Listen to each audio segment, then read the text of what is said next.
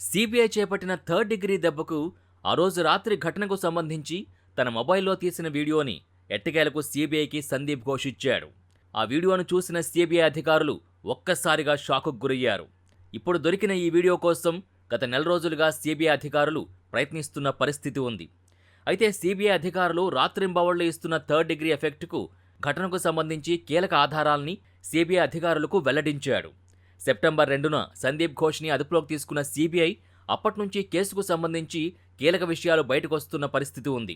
బయటకొస్తున్న వివరాల్ని బట్టి చూస్తే త్వరలోనే ఆ మానవ మృగాలకు కఠిన శిక్ష పడి మహిళా డాక్టర్కి న్యాయం జరిగే పరిస్థితులు కనిపిస్తున్నాయి. ఈ కేసుకు సంబంధించి సందీప్ ఘోష్ ఏ విషయాల్ని వెల్లడించాడనే దాన్ని ఈ వీడియోలో తెలుసుకుందాం. మీరు మొట్టమొదటగా కనుక ఈ ఛానల్ని చూస్తున్నట్టయితే వెంటనే ఛానల్ని సబ్స్క్రైబ్ చేయండి. వీడియోని లైక్ చేసి వీలైనంత మందికి షేర్ చేయండి. మీరు మహిళా డాక్టర్కి ఈ కేసులో న్యాయం జరగాలని భావిస్తున్నట్టయితే కామెంట్ బాక్సులో justice for Kolkata female doctor అని టైప్ చేయండి. అయితే ఈ కేసులో ఇప్పటివరకు సందీప్ ఘోష్ పేరు మాత్రమే పెద్దగా వినపడింది. కానీ ఒక్క సందీప్ ఘోష్ ఒక్కడే ఈ ఘాతుకానికి పాల్పడలేదు. ఇంకా సందీప్ ఘోష్తో పాటు 7గురున్నారు. ఇప్పటికే సందీప్ ఘోష్కి మరియు ఆరోపణలు ఎదుర్కొంటున్న 7గురికి కూడా సీబీఐ పాలిగ్రాఫ్ టెస్టు నిర్వహించింది. అయితే విచారణలో ఆ 7గురిలో ఒకరిని ప్రిన్సిపల్ సందీప్ ఘోష్ గుర్తుపట్టాడు. అయితే ఆ రోజు ఘటనకు సంబంధించిన వీడియో హృదయ విదారకంగా ఉంది.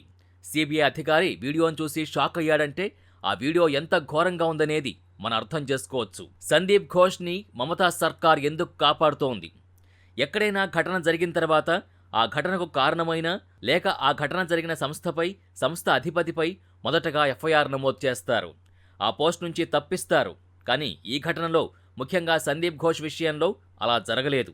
ఘటన జరిగిన వెంటనే ఇతనిపై ఆరోపణలు వచ్చిన వెంటనే సందీప్ ఘోష్పై విచారణకు ఆదేశించాలి కదా. విచారణకు ఆదేశించలేదు. విధుల నుంచి తప్పించలేదు. విధుల నుంచి తప్పించకపోవడంతో ఘటనకు సంబంధించిన ఆధారాలు చెరిపేయడానికి తనకున్న అన్ని అవకాశాల్ని వినియోగించుకున్నాడు. దీంతో ఇంత ఘాతుకానికి పాల్పడినా దేశం మొత్తం ఈ ఘటనకు వ్యతిరేకంగా నిరసనలు జరుగుతున్న పరిస్థితుల్లో కూడా మమతా ప్రభుత్వం నిమ్మకు నీరెత్తినట్టు వ్యవహరించిందంటే సందీప్ ఘోష్కి మద్దతుగా మమతా ప్రభుత్వం ఉందన్న వాదనలు స్పష్టంగా వినిపిస్తున్నాయి.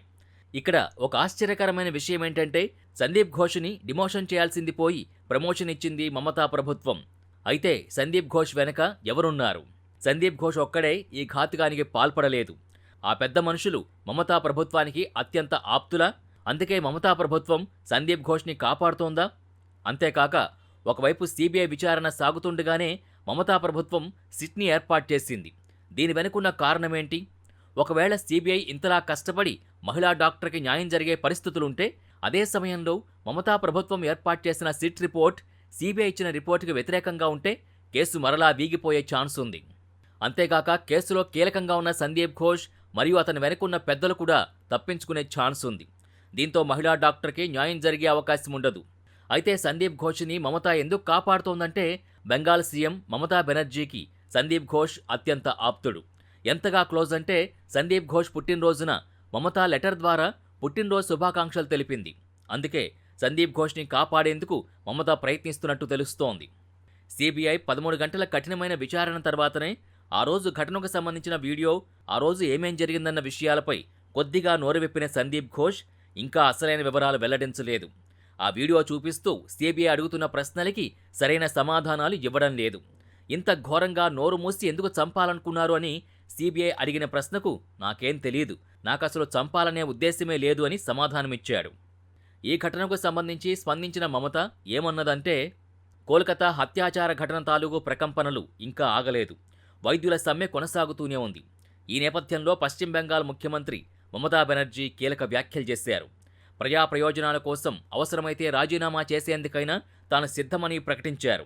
మృతురాలికి న్యాయం చేయాలని కేంద్రాన్ని డిమాండ్ చేస్తున్నామని తెలిపారు. డాక్టర్ల సమ్మెతో 7 లక్షల మంది రోగులు ఇబ్బందులు ఎదుర్కొంటున్నారని, 27 మంది చనిపోయారని వివరించారు. డాక్టర్లతో సమావేశం కోసం నిన్న 2 గంటల పాటు ఎదురుచూశానని మమతా బెనర్జీ వెల్లడించారు. డాక్టర్లతో చర్చలకు ఇప్పటికే 3 సార్లు ప్రయత్నించానని తెలిపారు. హత్యాచార కేసు ప్రస్తుతం న్యాయస్థానం పరిధిలో ఉందని మమత పేర్కొన్నారు. జూనియర్ డాక్టర్లతో చర్చల్ని ప్రత్యక్ష ప్రసారం చేయలేమని స్పష్టం చేశారు. భేటీపై వీడియో రికార్డింగ్కి ఏర్పాట్లు చేశామని చెప్పారు.